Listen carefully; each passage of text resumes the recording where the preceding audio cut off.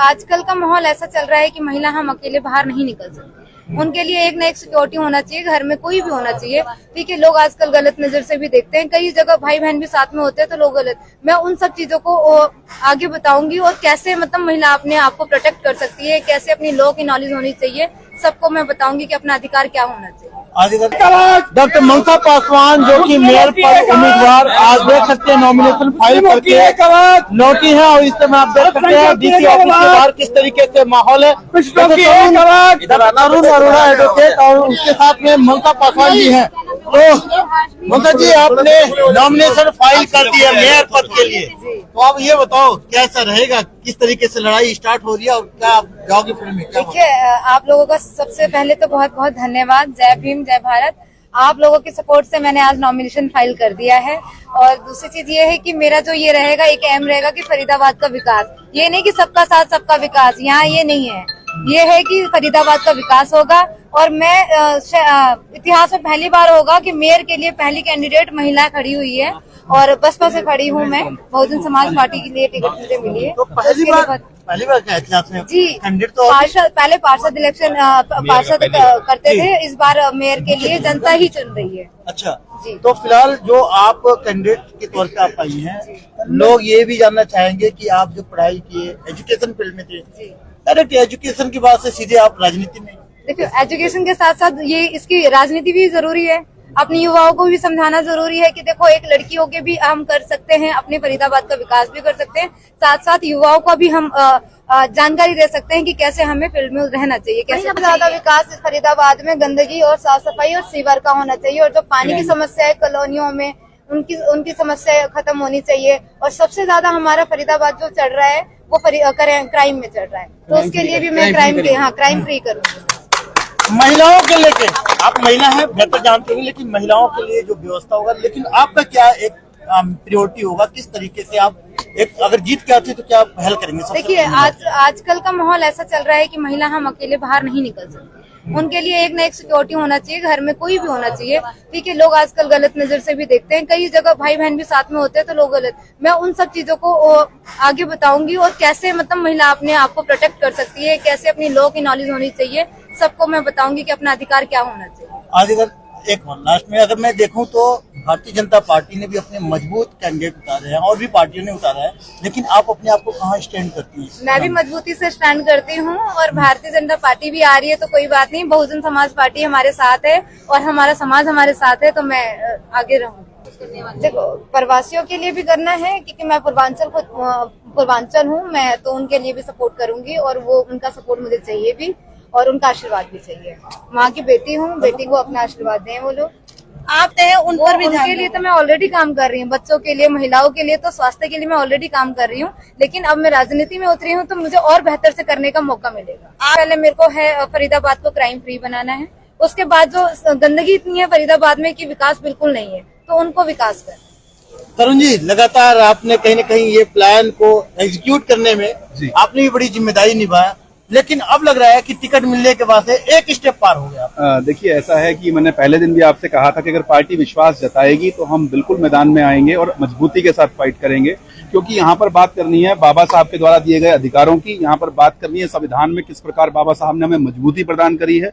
अगर हम अब वर्तमान सरकारों की बात करें तो आप बेहतर जानते हैं कि वर्तमान सरकारों ने भी, जैसे बहन जी बात कर रही थी कि छात्रों के लिए क्या करना है या महिलाओं के लिए क्या करना है, तो आप सभी जानते हैं कि वर्तमान सरकारों ने हमारे पूर्वांचल से आए हुए बच्चों की शिक्षा पर रोक लगाने के लिए परिवार पहचान पत्र को लागू करा, ताकि बाहर के आए हुए बच्चों का ना तो परिवार पहचान पत्र बनेगा, ना वह स्कूलों में दाखिला ले सकेंगे। उस समय मनसा पासवान एडवोकेट ने उन बच्चों की आवाज को उठाते हुए एक जनहित याचिका दायर करी और माननीय न्यायालय से संविधान के आधार पर सरकार के इस तुर्की फरमान का जो सरकार ने जारी किया था उस पर स्टे करवाया और सबके लिए शिक्षा का अधिकार जो बाबा साहब ने दिया है उसको लागू करवाया। तो इसी प्रकार से मजबूती के साथ फाइट करते हुए इलेक्शन में अगर हम विन होते हैं तो सभी प्रकार की समस्याओं को उठाएंगे और बच्चों की सुरक्षा, महिलाओं की सुरक्षा के साथ साथ फरीदाबाद के विकास पर पूरा ध्यान। बहुत कम टाइम मिला है, इस टाइम में इतना बड़ा जिला फरीदाबाद है, कैसे लोग तक पहुंच पाएंगे, कैसे आप बता पाएंगे कि आपका जो कैंडिडेट है मेयर प्रत्याशी है वो मजबूत है, वो आपके लिए हर देखिए सबसे बड़ी बात तो ये है कि कैंडिडेट ने हर जगह क्या हो रहा है कि कैंडिडेट टिकट लेने जा रहे हैं। आप सभी देख रहे हैं कि कैंडिडेट टिकट लेने जा रहे हैं। यहाँ पर जनता गई थी बहन जी के पास, हमारे जिलाध्यक्ष महोदय के पास, कि हम चाहते हैं एजुकेशन फील्ड के जो हमारे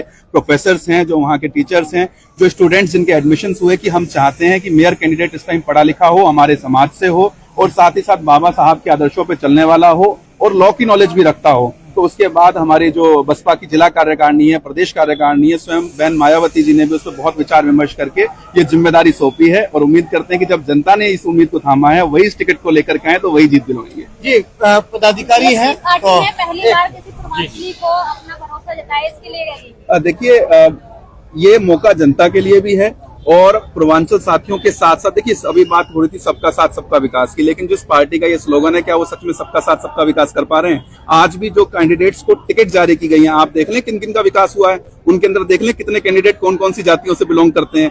एक विशेष जाति का ही वहां पर सम्मान हो रहा है, एक विशेष जाति का ही नामांकन हो रहा है और उन्हीं को टिकट दी जा रही है। तो आप बेहतर समझते हैं, पूर्वांचलों को समझना होगा, अगर वो अपने कैंडिडेट को आगे लाना चाहते हैं और चाहते हैं कि उनकी आवाज कोई मजबूती से फरीदाबाद शहर के अंदर उठा पाए, तो उनको सपोर्ट के साथ वोट भी करना होगा। गौतम जी, बड़ी जिम्मेदारी आप फिर से एक बार आप लोगों ने उठाया, पूरे जिला फरीदाबाद के लिए एक मेयर कैंडिडेट लेके आना, ये निर्णय कितना हद तक आपको सफलता मिलेगी?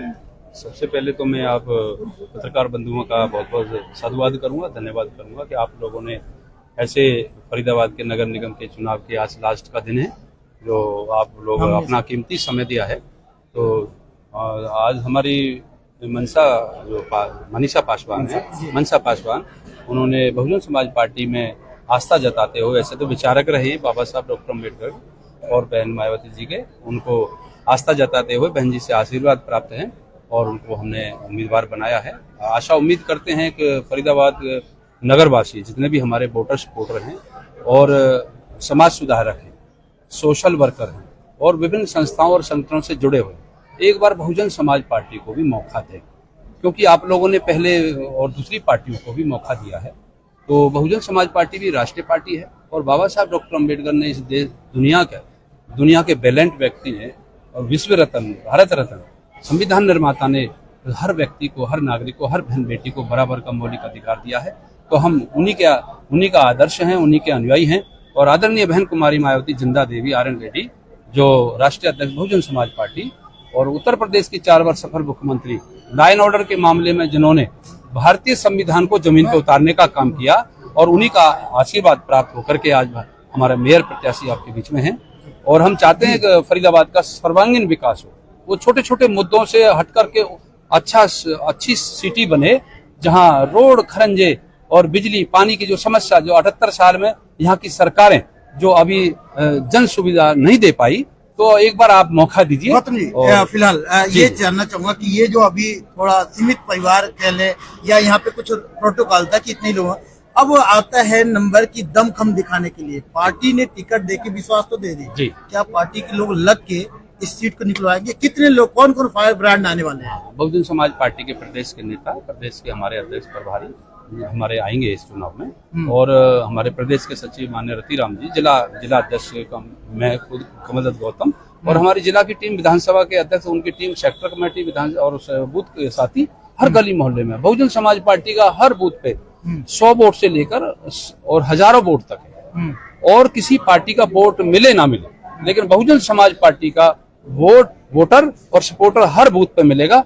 लेकिन एक बार नीला झंडा, हाथी निशान जब गली मोहल्ले में जाएगा तो आपको देखने को ये नजारा मिलेगा, लोग समर्थक भी मिलेंगे और माला वाले भी मिलेंगे और पगड़ी वाले भी मिलेंगे और लड्डू खिलाने वाले भी मिलेंगे। मेरा अभी फिलहाल 3 की है, लेकिन ये 30,000 में बदलने की बारी है। तो इन्होंने अपना काम तो कर लिया, यहाँ पे टिकट लेके आ गई, उसके बाद से नॉमिनेशन फाइल कर ली। लेकिन देखना यह है कि बहुजन समाज के जो लोग हैं, स्टार प्रचारक कौन आते हैं, किस तरीके से इस चुनाव को एक रूप देते हैं और मेयर प्रत्याशी जो आपके सामने है, उनको किस तरीके से इस चुनाव में सफलता मिल पाती है।